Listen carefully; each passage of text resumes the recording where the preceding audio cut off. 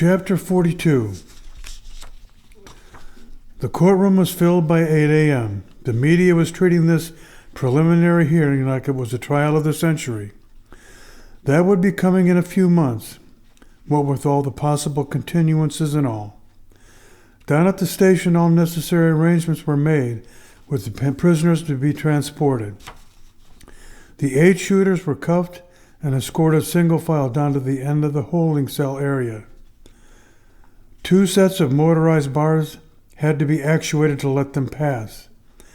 A final manual set of swinging bar doors were key-locked with 1 final guard sitting at a desk just outside. A final locked steel door went to the outside to the waiting prisoner carriages. 2 rifled armed officers were positioned at the opening of the alley that led to the street. 4 of the shooters were escorted to their first carriage. The second 4 shooters were escorted to the second carriage waiting for them. There was a third carriage waiting solely for Motown, who was escorted to his private carriage. He was to be arraigned last, and we kept in a holding cell at the courthouse while the shooters went through their proceedings. Little did anyone know that trouble was brewing. A group of businessmen in town had made a decision that there was going to be no trial. This was a kind of vigilante-type organization of men who had just grown so tired of the violence in their community, mainly perpetrated by members of people who cared about no one but themselves. All of these senseless deaths were basically due to drug trafficking. They felt that it was time for them to take some action, and they decided to target Motown and his boys and make their first example out of them. They did not feel that they could trust the criminal justice system anymore. They had positioned 2 large Ford Econoline vans around the corner of the alley entrance. Each van carried 10 commando-styled men in black garb with automatic weapons. They all wore brown ski masks over their heads. Their plan was that no police officers were to be hurt. 4 of their men in normal-looking trench coats walked up to the opening of the alley. The police officers were standing more than 5 feet back from the sidewalk. 2 of the trench coat men quickly roll-blocked the guards football style, while the other 2 subdued them as they hit the pavement. They quickly brought them under control and put them into a large black Cadillac and whisked away. 2 look-alike guards quickly assumed their positions. 10 more commandos quickly made their way to the side of the prisoner carriages. They quietly and quickly forced the guards to drop their weapons, pulling the drivers from the vans and putting their own men in place.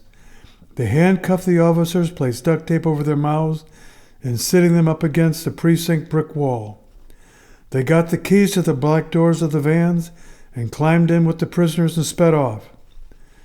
They just made it look like a standard prisoner transport, only they were headed down to the docks to conclude their business.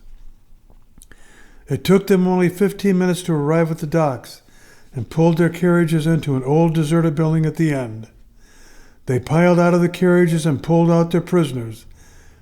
They put hoods over them with drawstrings and pulled them tight. They lined them up against the walls of the inside of the building. They left Motown in his van. 2 black Lincolns pulled inside within minutes of the 4 well-dressed black gentlemen in expensive suits walked forward with their heels clicking against the cement floor. "You all set?" said one of the suited men to the hooded man. "Yes, sir, we are," he replied. The suited men moved in front of the 8 shooters to address them. He stood and looked at each one of them. They were growing very nervous. One of the men turned and he took the hoods off the 8 shooters. It was their time to squirm. They didn't like what they were seeing one bit.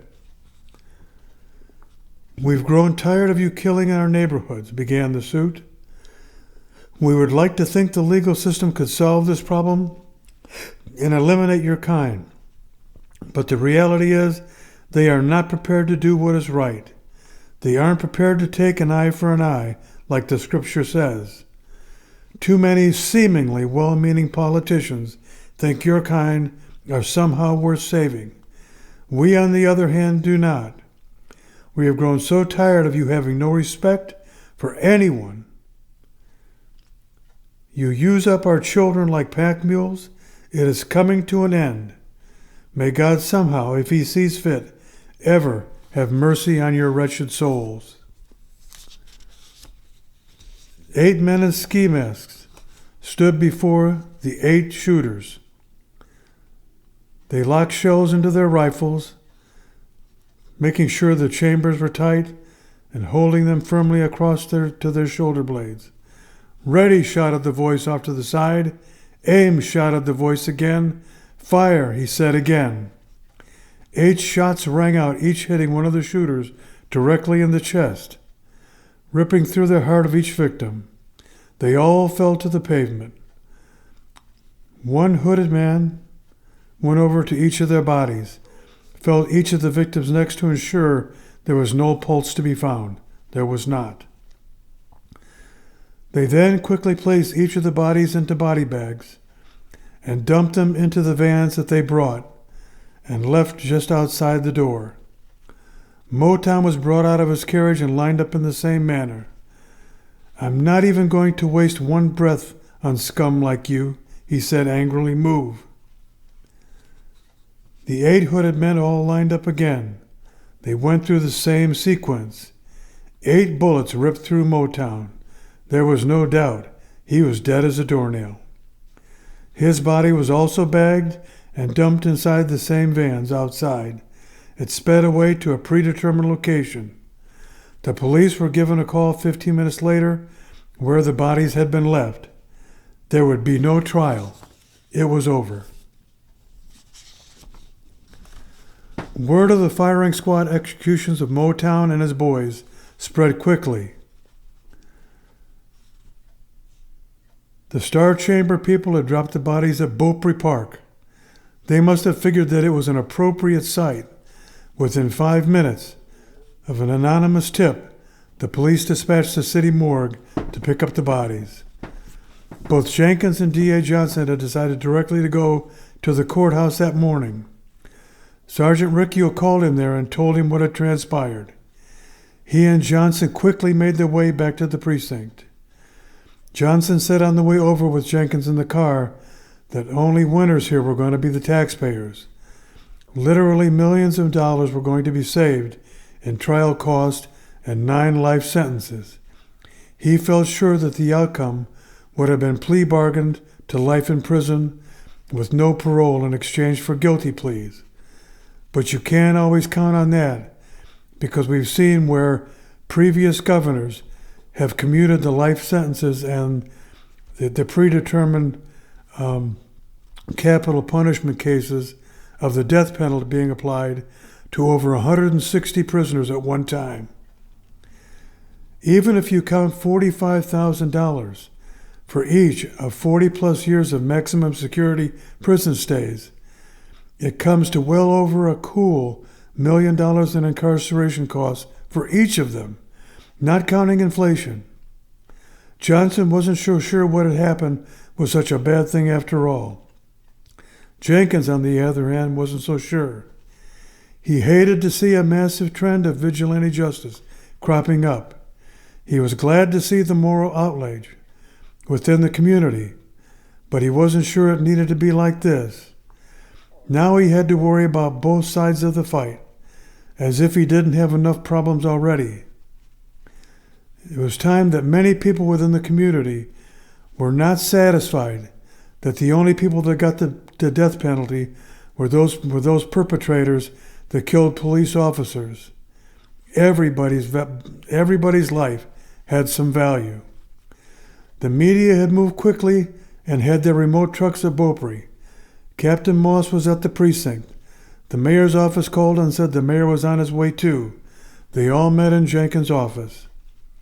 "Sergeant Jenkins," said Moss, "fill us in, will you?" Sergeant Riccio was in the room as well. He knew more of what happened downstairs. He passed along the account he got from the statement from the guards and the transport personnel. They all admitted that they were well taken care of and that they were not hurt in any way. We do know who heads up this group. Do we know who heads up this group? Asked Moss. We need to bring in someone for questioning before we look like total idiots, he added sarcastically. Total idiots? Is that what you think we are? Snapped Jenkins. Where have you been during this investigation while the rest of us have been out working 18 to 20 hours a day on this case? Watch it, Sergeant, snapped back Moss. Watch it, snapped Jenkins, now seething with anger. I've had it with your involvement only in photo op time. The rest of us have been killing ourselves working on this case, and all you worry about is your chance to become police commissioner. Why don't you do the rest of us a favor and go play some more golf or whatever else it is you do? I'm tired of your sarcasm and crap. You don't like it? You can take this job and you can know what you can do with it. Moss was taken back. Jenkins never talked to him like this before. He never believed an animosity ran so high. The mayor stepped in. Listen, this can all wait, he chimed in. I want to know what you want to do here, Jenkins. What is our next move?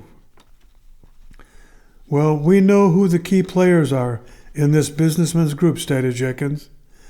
I will go question some of them this morning.